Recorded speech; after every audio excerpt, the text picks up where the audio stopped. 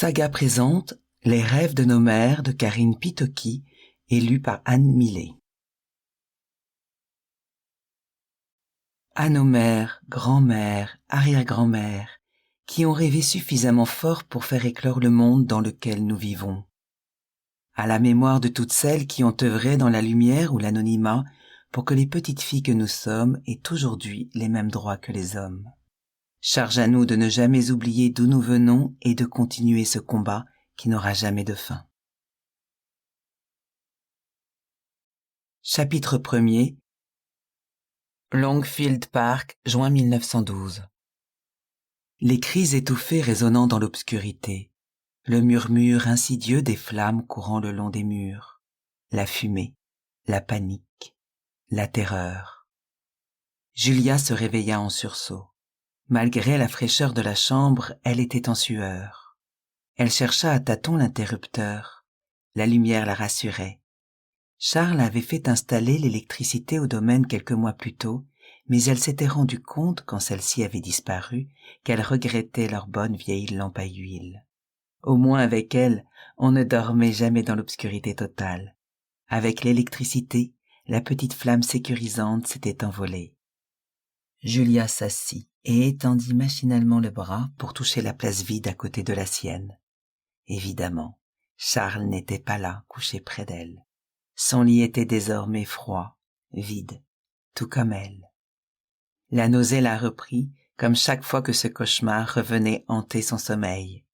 Elle devait se recoucher, cela passait plus vite quand elle était allongée.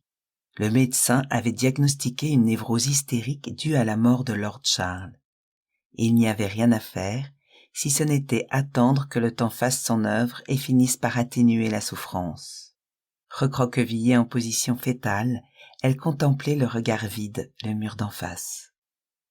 L'horloge affichait 9 heures du matin. Alma n'allait pas tarder à lui monter son petit déjeuner. Cette dernière avait remplacé sa dévouée Maria. Le personnel avait été d'un grand soutien pour Julia lors de son retour à Longfield, œuvrant avec discrétion et compassion pour qu'elle se sente mieux. Eux aussi avaient perdu des êtres chers cette nuit-là. Sans doute en souffraient-ils également. Mais comme toujours avec les domestiques, rien ne se voyait. Tout se faisait dans une dignité silencieuse, presque religieuse. Julia entendit la porte s'ouvrir, laissant pénétrer les effluves réconfortants de l'eau de Cologne d'Alma. « Bonjour, Lady Ashford », dit-elle en posant le plateau pour aller ouvrir les rideaux. « Bonjour, Alma ». Julia préféra rester couchée sur le flanc. La lumière du soleil pénétra dans la pièce. Alma se retourna pour juger de l'état de sa maîtresse. Elle pinça les lèvres. La santé de Lady Julia semblait empirer au lieu de s'améliorer.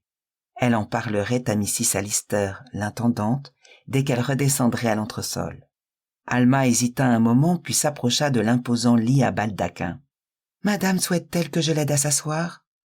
Voir Lady Julia dans un tel état la rendait malade. « Merci, Alma, j'ai besoin d'un petit instant, je crois que j'ai encore la nausée. »« Vous voulez que je demande à Mrs. Allister de faire venir le médecin ?» Alma posait la question par principe. Elle savait pertinemment que Lady Ashford refuserait. « C'est inutile, regardez, je vais déjà mieux », annonça Julia en se redressant péniblement. Alma se précipita pour ajuster les coussins dans son dos.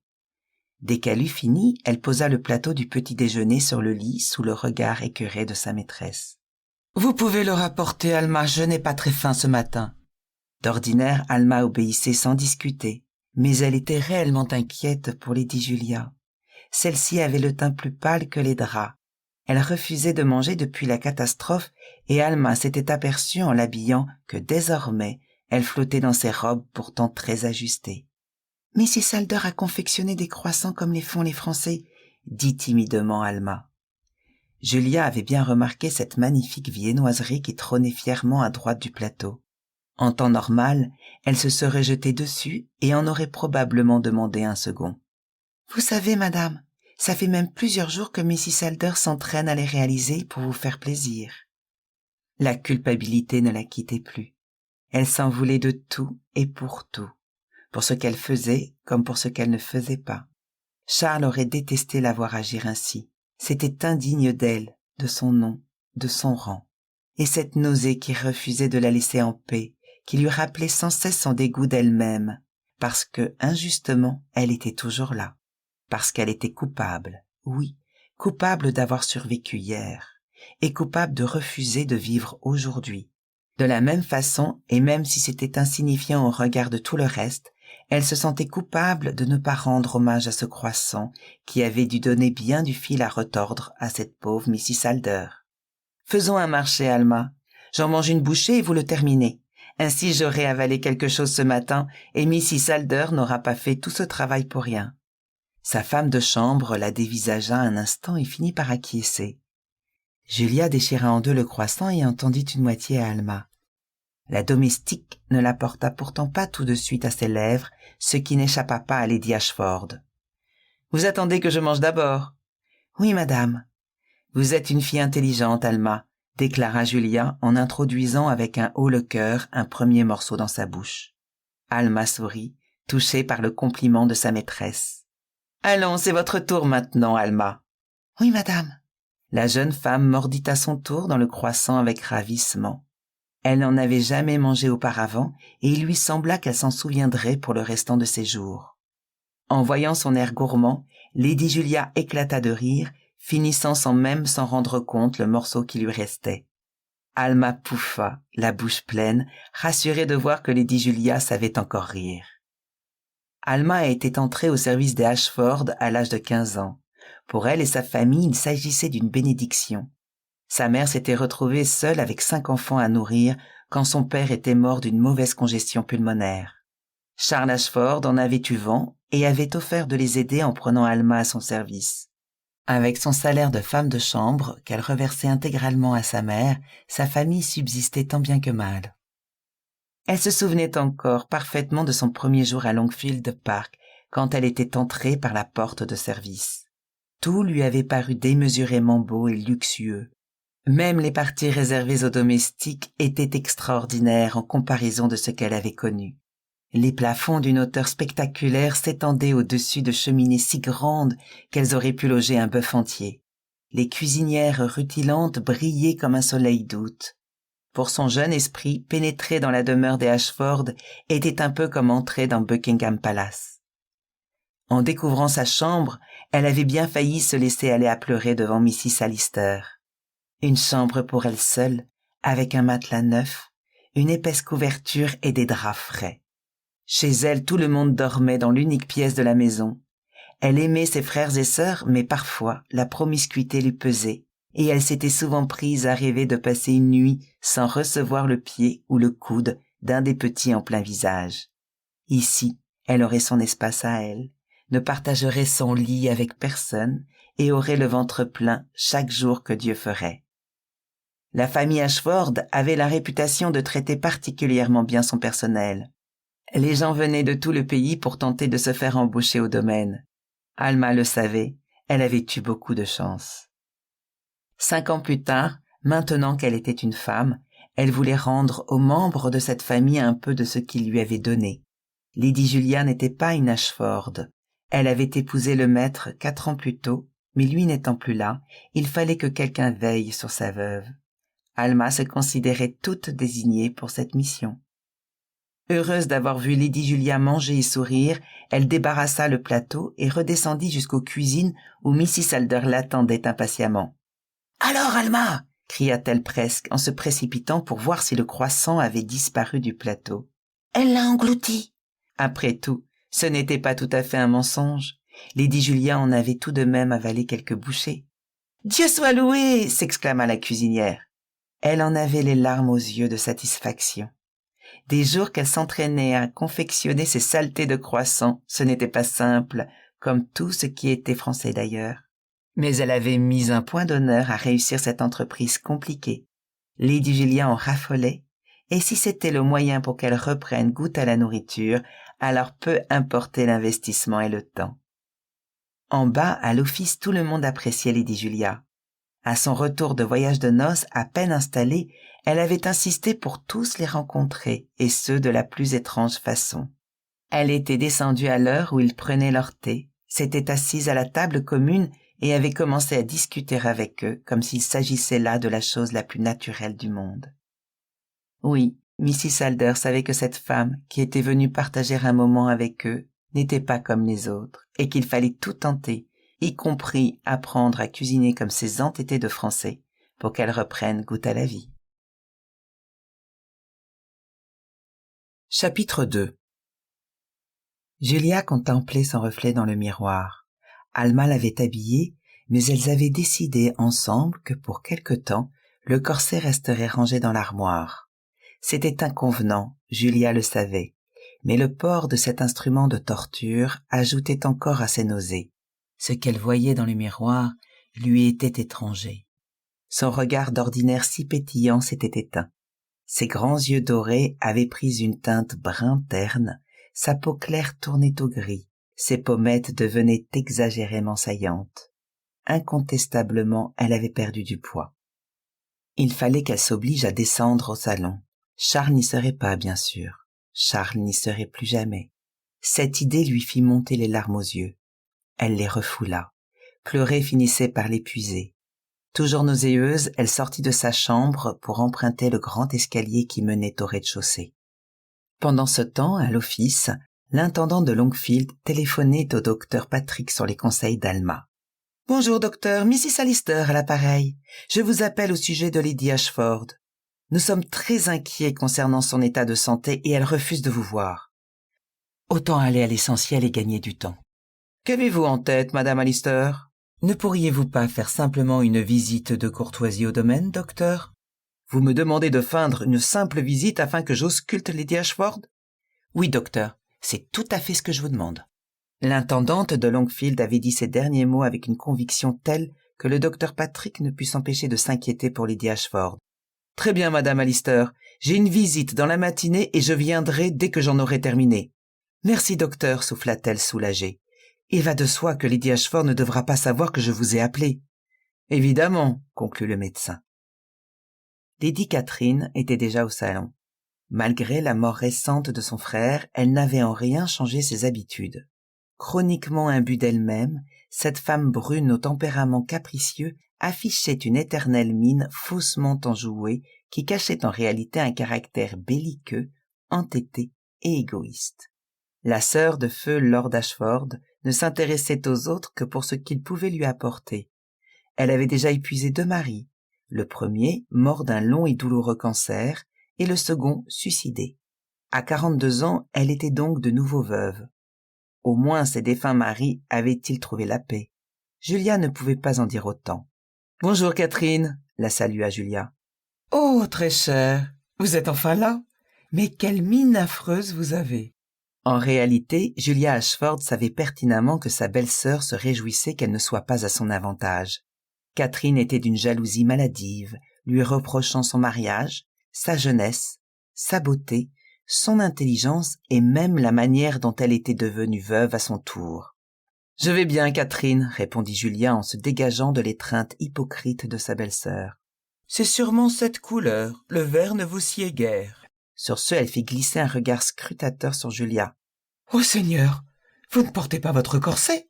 En effet, Catherine, Julia aurait préféré remonter dans sa chambre. Elle était bien trop épuisée pour supporter ces remarques acerbes.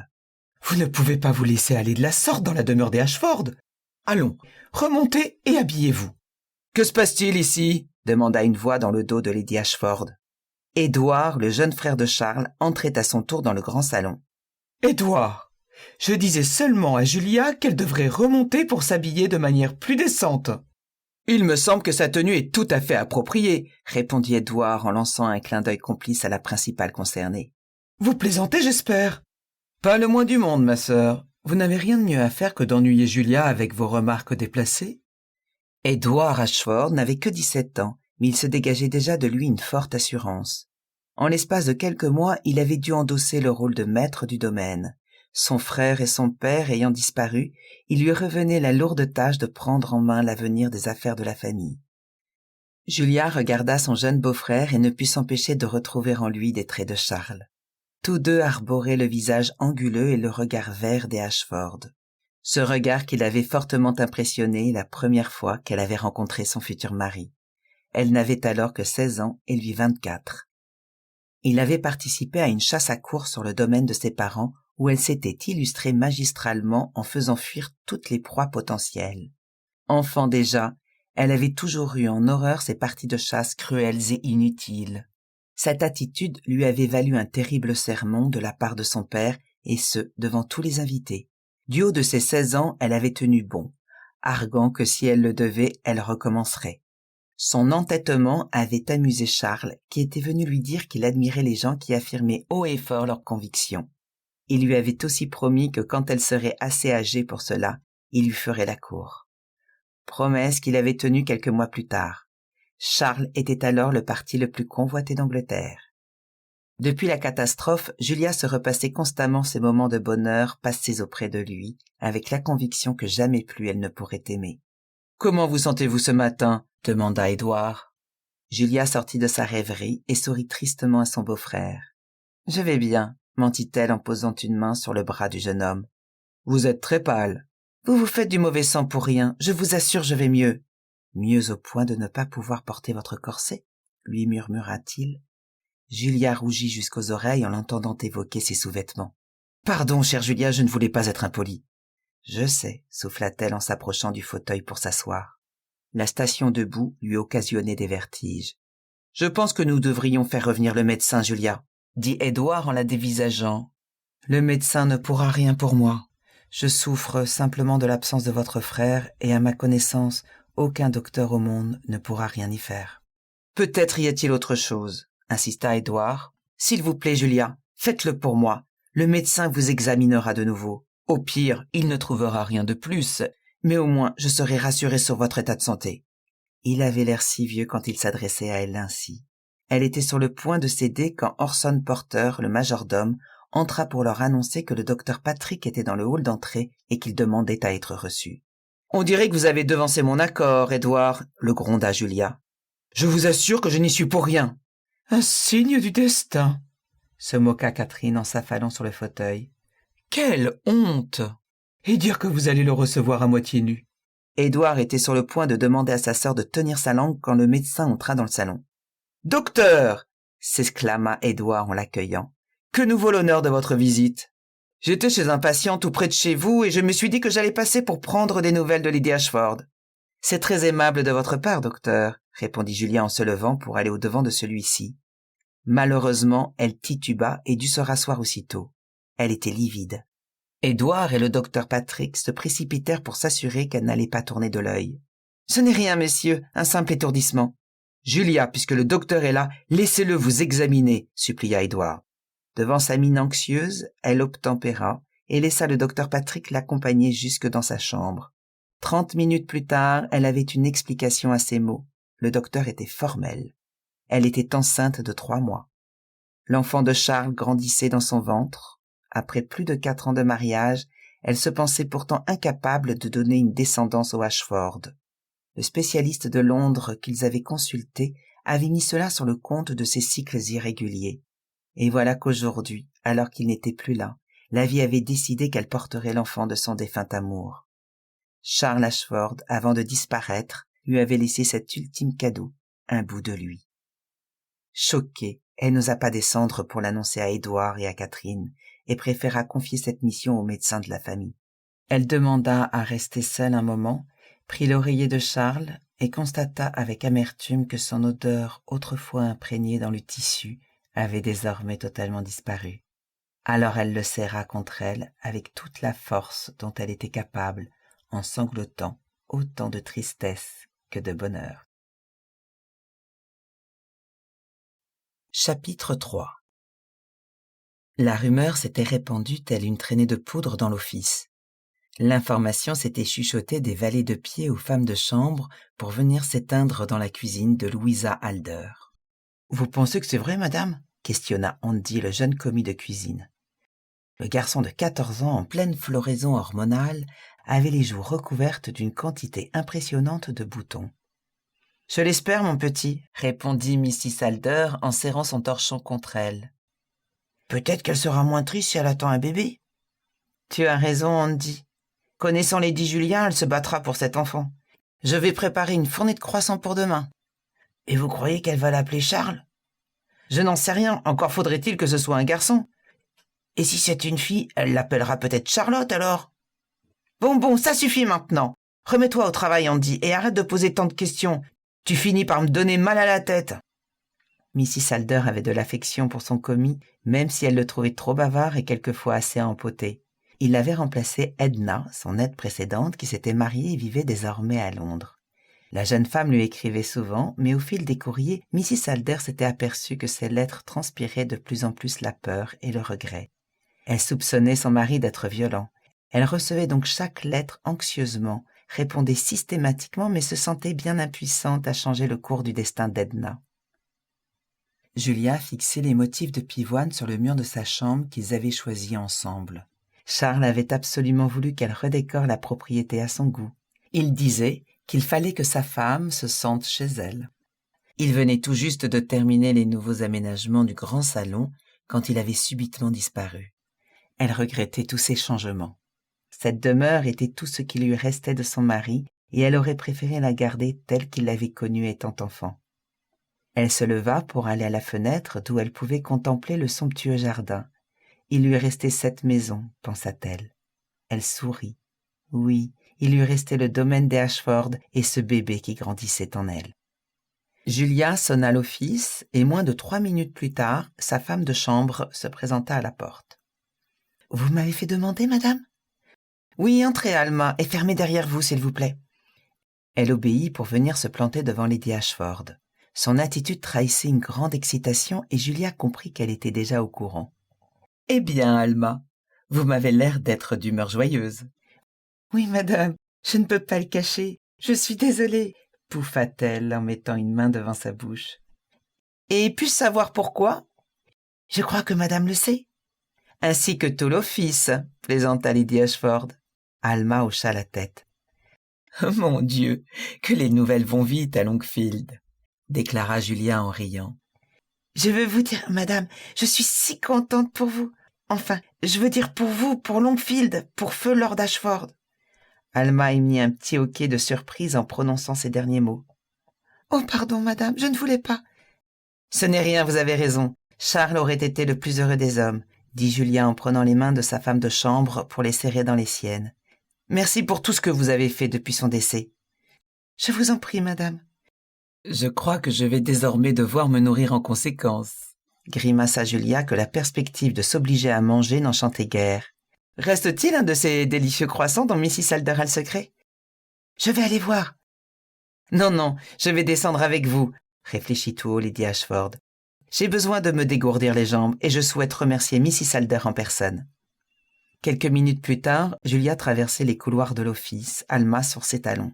Elle savait qu'elle allait bousculer une fois de plus les convenances, comme elle l'avait déjà fait peu de temps après son arrivée au domaine, en allant prendre le thé avec les domestiques. Catherine serait ulcérée. Édouard la gronderait gentiment en lui expliquant que cette attitude gênait le personnel. Et Porter, l'austère majordome de Longfield, lui jetterait son regard sévère de pasteur courroucé. Ce fut justement lui qu'elles croisèrent en arrivant en bas de l'escalier qui menait à l'office. Droit comme un i, il accueillit Julia avec une petite révérence tendue qui en disait déjà long sur son état d'esprit. Il lança un regard désapprobateur à la pauvre Alma qui se tenait derrière sa maîtresse, comme s'il la tenait pour responsable de cette inconvenante intrusion.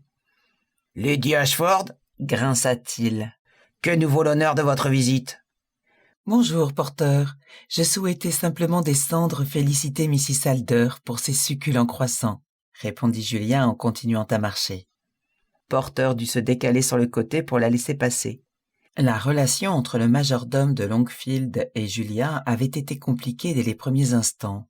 Il la trouvait bien trop familière avec les domestiques. Cet homme austère, à qui elle n'aurait pu donner un âge, était l'exact opposé du majordome qu'elle avait connu dans sa demeure familiale. Elle regrettait ce vieux Phileas Jones, qui semblait rapetisser en même temps qu'il prenait de l'âge. Il avait été un compagnon de jeu formidable quand elle était enfant. Toujours de bonne composition, il avait joué tour à tour les rôles de poney, d'ogre ou encore de pirate pour satisfaire l'imaginaire de la jeune Julia Cornwell. Phileas, parce qu'elle l'avait toujours appelé par son prénom, lui manquait beaucoup, et ce d'autant plus quand elle voyait la mine sinistre d'Orson Porter. Julia, habituée au lever de sourcils désapprobateur du majordome de Longfield, continua son chemin jusqu'aux cuisines de Mrs. Alder. La dernière fois qu'elle était descendue à l'office, c'était pour allumer une bougie avec les serviteurs en mémoire de Maria, sa femme de chambre décédée. Quand elle arriva à destination, elle découvrit la cuisinière tout à son ouvrage, sermonnant fraîchement le jeune Andy sur son incapacité à rester concentré plus d'1 minute sur ses tâches. Malgré son ton sérieux, il était évident qu'elle affectionnait son jeune commis. Mrs. Alder était aussi sèche d'aspect qu'elle était généreuse de cœur. À Fallsbury, dans le domaine où Julia avait grandi, on était moins à cheval sur les règles. Son père avait toujours été un homme simple en dépit de sa condition sociale et leur demeure faisait bien la moitié de celle des Ashford, si bien qu'il était plus courant de croiser les domestiques dans les couloirs de la propriété. Charles avait vite compris que sa jeune épouse n'avait pas grandi dans les mêmes conditions que lui. Il avait donc accepté et même encouragé les balades de celle-ci dans les quartiers des employés. Cela semblait la rendre heureuse et Charles approuvait de bon cœur tout ce qui pouvait faire plaisir à sa femme, quitte à choquer le reste de sa famille. Julia, en entrant dans la cuisine, eut d'abord une pensée pour Maria. Elle regarda l'endroit où elle avait allumé la bougie quelques semaines plus tôt et sa gorge se serra. Cette nuit-là, elle avait perdu non seulement son mari, mais aussi sa seule amie à Longfield. Maria, qui avait sensiblement le même âge qu'elle, avait été sa confidente durant ses 4 premières années de vie aux côtés de Charles. Heureusement, Andy fit tomber quelque chose sur le sol, arrachant Julia à ses pensées morbides. « Oh, pardon, Lady Ashford !» dit-il en s'empourprant. « Ce n'est pas grave, Andy, je ne voulais pas vous faire peur. »« Quelle empotée tu fais, décidément ! Dépêche-toi de ramasser ça !» le gronda Mrs. Alder. « Ne vous fâchez pas, Madame Alder. Je crois qu'il a été surpris de me voir ici, voilà tout. »« Oui, madame, sans doute. » La cuisinière ne quittait pas du regard le ventre de Julia. Celle-ci ne put s'empêcher d'y poser les mains. « Je voulais vous remercier, Madame Alder. Votre croissant était parfait. »« C'est que je me suis donné du mal, Lady Ashford, » répliqua Mrs. Alder en gonflant la poitrine. « Je le sais, et c'est pour cela que j'ai tenu à descendre. »« C'est très gentil à vous, madame. J'en prépare d'autres pour demain puisque Alma m'a dit que vous aviez apprécié. »« C'est une merveilleuse idée. Je vais avoir besoin de prendre des forces dans les mois qui viennent. »« Oui, gloussa la cuisinière. Et manger pour 2. » Si elle ne s'était pas retenue, Mrs. Alder aurait bien sautillé de joie devant cette chère Lady Ashford. Une si gentille personne, enceinte et veuve si jeune, quelle injustice. Vous avez raison, et évidemment je compte sur vous pour m'aider à faire en sorte que cet enfant devienne aussi vigoureux que l'a été son père. Julia prononça ces paroles en souriant, mais dans son regard se lisait toujours une profonde tristesse. Chapitre 4. Ce matin-là, Edna sortit péniblement de son lit. La veille, Jimmy était encore rentré complètement saoul et il avait déchargé sa haine sur elle. Désormais, ses violences étaient quotidiennes, pas une journée sans une claque, un coup de poing ou un rapport forcé. Pourtant, leurs 3 premiers mois de mariage avaient été idylliques. Edna se souvenait même s'être félicitée d'avoir épousé un homme aussi prévenant que lui. Elle avait rapidement trouvé du travail dans le quartier des blanchisseuses et, avec le salaire de docker de Jimmy, ils avaient pu s'installer dans un confortable petit appartement. L'avenir leur avait souri un temps, et puis un jour, Jimmy s'était débrouillé pour venir la chercher à la sortie de son travail. Quand il l'avait vue discuter avec le chef d'atelier de la blanchisserie, il avait vu rouge. Edna avait juré, protesté, supplié Jimmy de croire qu'il n'y avait strictement rien de mal dans cette conversation, mais il n'avait rien voulu entendre. Surexcité, fou, il lui avait donné sa première correction. Edna s'était mise à saigner du nez, et c'était ce qui l'avait arrêté. Le sang était d'ailleurs la seule chose qui pouvait le stopper quand il était en crise. Cette première fois, Jimmy s'était mis à pleurer comme un môme en s'excusant. Il avait juré qu'il ne le referait jamais. Mais la semaine suivante, il avait recommencé pour un motif tout aussi futile. Une année durant laquelle elle s'était sentie progressivement glisser dans les entrailles de l'enfer. Son mari avait exigé qu'elle arrête de travailler. Comme elle était incapable de ne pas se laisser trousser par le premier venu, Il avait décidé qu'elle resterait chez eux. Évidemment, ils avaient commencé à rencontrer des difficultés financières, puis les choses s'étaient enchaînées. Le cercle vicieux s'était amorcé. Jimmy, de plus en plus jaloux et obsessionnel, s'était réfugié dans la boisson. Une grande partie de son salaire y passait chaque semaine. Comme il reprochait à Edna ce qui leur arrivait, il la battait encore plus. À la souffrance et la peur s'était greffée la misère. Elle pleurait souvent en repensant à Longfield, à cette chère Mrs. Alder. Le maître était mort, et si elle avait un temps pensé à lui demander de l'aide, aujourd'hui il était trop tard. Elle était seule avec Jimmy et sa folie. Edna fit un effort surhumain pour se lever. Elle poussa un gémissement et porta la main à son flanc gauche. La douleur était si vive qu'elle manqua tourner de l'œil. Cette fois, Jimmy avait frappé trop fort. Elle avait probablement des côtes cassées. S'il recommençait ce soir, elle le savait, elle n'y survivrait pas. Aujourd'hui était le jour du pain, le seul où elle avait le droit de sortir. Elle était autorisée à se rendre à la boulangerie à la condition de garder les yeux fixés au sol. En aucun cas, elle ne devait croiser de regard ou discuter avec qui que ce soit. Jimmy lui avait laissé juste l'argent nécessaire pour une miche qui devrait leur durer la semaine. Leur maigre repas ne se composait plus désormais que de cela et d'une soupe transparente où trempaient quelques feuilles de chou. Edna s'habilla tant bien que mal en s'attardant sur son pauvre reflet dans le morceau de miroir accroché au mur jauni. Une autre preuve de la fureur de Jimmy. Il l'avait brisée quelques semaines plus tôt et s'était servi d'un éclat pour la menacer de la saigner comme une truie. « 7 ans de malheur » murmura-t-elle. Edna savait pourtant qu'elle ne tiendrait pas 7 ans. Elle serait morte bien avant. Elle sortit dans la rue d'une démarche mal assurée. Ses côtes la faisaient souffrir. Jimmy avait encore abusé d'elle la veille avec une violence qui avait atteint son point culminant quand il l'avait projetée contre le mur avec une telle force qu'elle était restée sonner plusieurs minutes. Elle s'imagina se laisser couler dans la Tamise. Au moins, tout serait enfin terminé. Damnée pour damnée, autant en finir avec cette demi-vie. Et si Dieu, dans son immense mansuétude, lui offrait refuge, elle pourrait enfin trouver la paix. En claudiquant, elle se faufila entre les gens, telle une petite souris effrayée. La vie dans les bas quartiers de Londres était bruyante, malodorante, grouillante. Personne ne remarquait personne dans ces rues bondées de l'East End. Elle se fondait dans la foule. De toute façon, dans quelques semaines tout au plus, elle disparaîtrait du paysage sans que personne ne s'en inquiète, à l'exception de cette bonne Mrs. Alder. Pourtant, quelqu'un l'avait remarqué. Non qu'il se fût inquiété du sort d'une de ces pauvres âmes en perdition, mais Will Murphy s'intéressait à cette fille.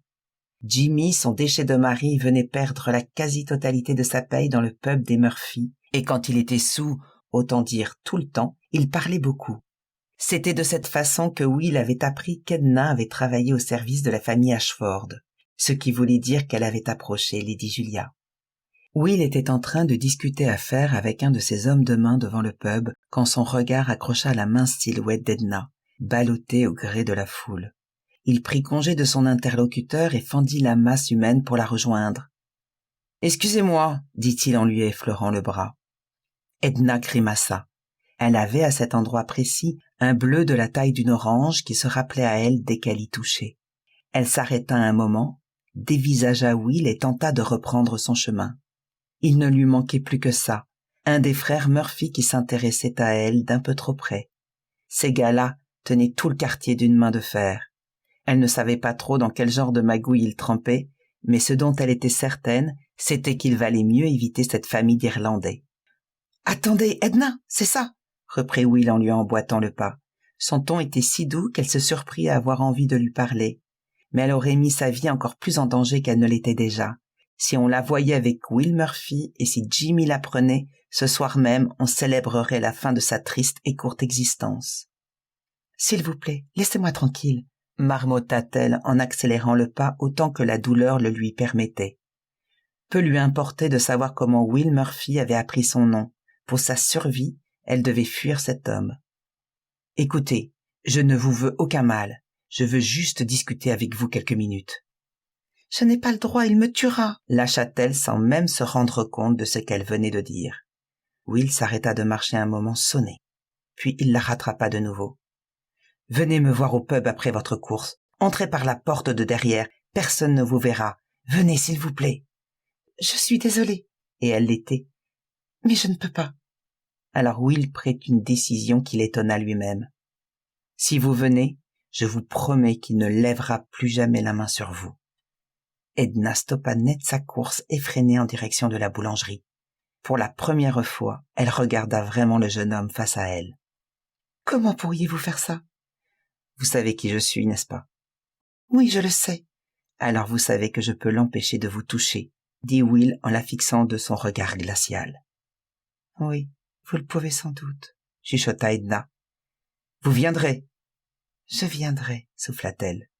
Et elle reprit son chemin avec la sensation que cette rencontre pourrait peut-être bien tout changer. Fébrilement, Edna alla jusqu'à la boulangerie, acheta son pain et prit la direction du pub des Murphy. Elle jeta quelques coups d'œil angoissés autour d'elle avant de s'engouffrer dans la ruelle qui menait à l'entrée de service. Nous espérons que vous avez apprécié cet aperçu. Pour continuer à écouter ce livre audio sur Google Play Livres, utilisez le lien dans la description de la vidéo.